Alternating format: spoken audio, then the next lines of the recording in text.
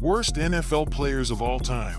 While the top talents in the league are constantly at the forefront of the headlines, this leads to many of the league's worst players being underlooked. Today, we will break down some of the worst players to ever spend time in the league and try to explain exactly what went wrong for them. The first player on the list is one of the saddest stories of wasted potential in recent NFL history. 1. Jamarcus Russell. Jamarcus Russell is one of the biggest busts in recent NFL history. He joined the league as the first overall pick in the 2007 NFL Draft, selected by the Oakland Raiders, where he spent the entirety of his short-lived 3-year career.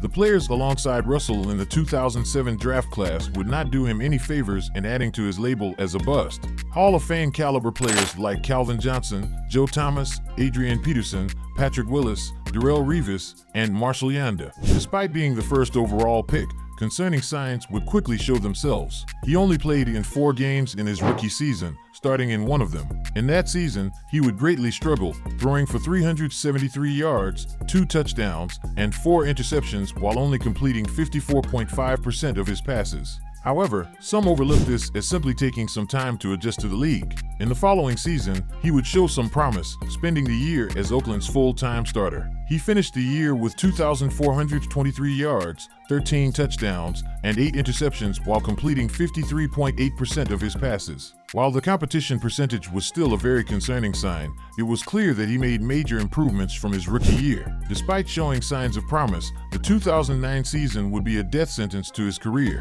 He would lose his starting spot after throwing for 1,287 yards, 3 touchdowns, and 11 interceptions with a career-low competition percentage of 48.8%. Despite being the first overall pick just 3 years prior, this would be his final shot at an NFL career, and no team would sign him in the 2010 season. In recent years, Russell has come out and gave insight into exactly what was going wrong during this time in his life. He explained that he took so long to earn his first career start because I missed all of training camp. I didn't get tested when the other players got tested. During his time in the league, he would form an addiction to codeine, causing him to gain an immense amount of weight. He would end up nearing 300 pounds at the height of his addiction. While Russell has gotten back on the straight and narrow and kicked his addiction, it would be the main factor in costing him what would have likely been a lucrative career as the Raiders' franchise quarterback. He finished his NFL career totaling 4,083 yards, 18 touchdowns, and 23 interceptions while completing 52.1% of his passes. While Russell might have been a bust,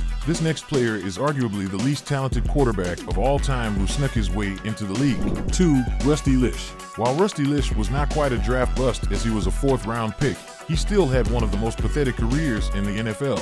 He joined the league as the 89th overall pick in the 1980 NFL Draft, selected by the St. Louis Cardinals. Along with the Cardinals, he would also play for the Chicago Bears during the 5 seasons that he spent in the league.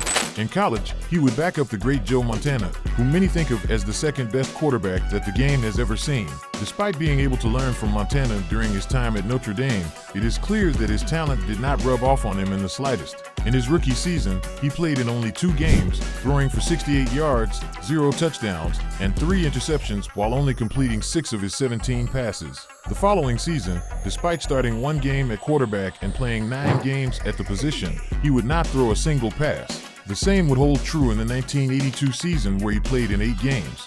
In his final season in St. Louis, Lish would throw his first career touchdown for years into his career. He recorded 66 yards, 1 touchdown, and 2 interceptions while completing only 6 of his 13 passes. After this season, the Cardinals would gladly let him go from the team and he would join the Chicago Bears.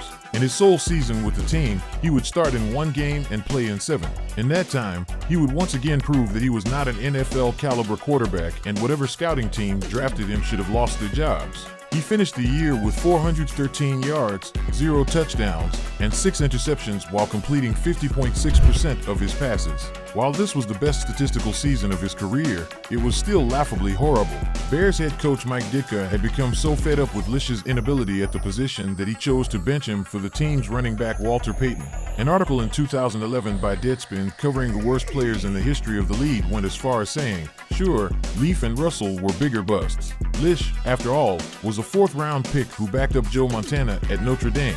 But if you have 1 game you need to lose, and you require a quarterback to take you there, Leach is hands down the man you want. He would finish his time in the league recording 547 yards, 1 touchdown, 11 interceptions, and a completion percentage of 47.8%. Up next is another prominent bust. 3.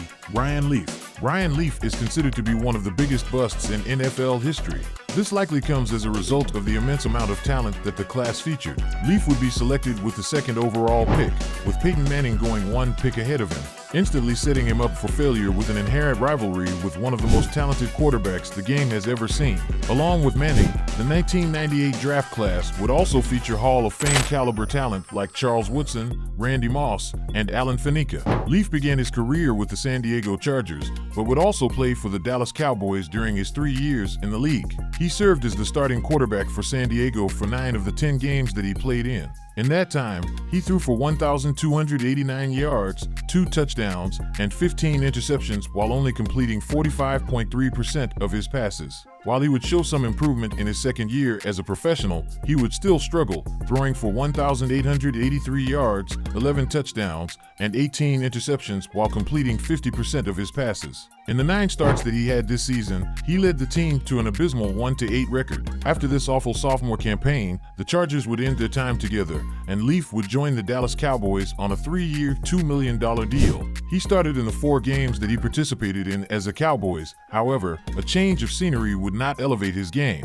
He finished the year with 494 yards, 1 touchdown, and 3 interceptions while completing 51.1% of his passes. He would end his career recording 3,666 yards, 14 touchdowns, and 36 interceptions while completing only 48.4% of his passes. When talking about his time in the league, Leaf was quoted as saying, "I wish I'd have played better and handled myself in a better way, but there's nothing I can do about it now. I'm not going to let a 5-year snippet of my life define what the next 40 or 50 years are going to be." Despite football leading to Leaf being nationally criticized, he still has remained close to the game even after retirement. In 2006, he joined West Texas A&M's coaching staff as a volunteer quarterbacks coach. When speaking about why he took this position, he said, "About a year after I retired from playing, I decided that I wanted to get back to college, where I had the greatest time of my life, and to get involved with college football." However, he would be let go from this position after allegedly asking a player for a pill to aid with his wrist pain. Years after this incident, he began writing for a site covering Washington State's college football team. Later down the line, he would be hired by ESPN as an analyst to cover the 2019 to 2020 season. While he did not translate well at all to the NFL level, what Leaf accomplished in college was undeniable, and he is set to be inducted into the College Football Hall of Fame as a member of the 2024 class.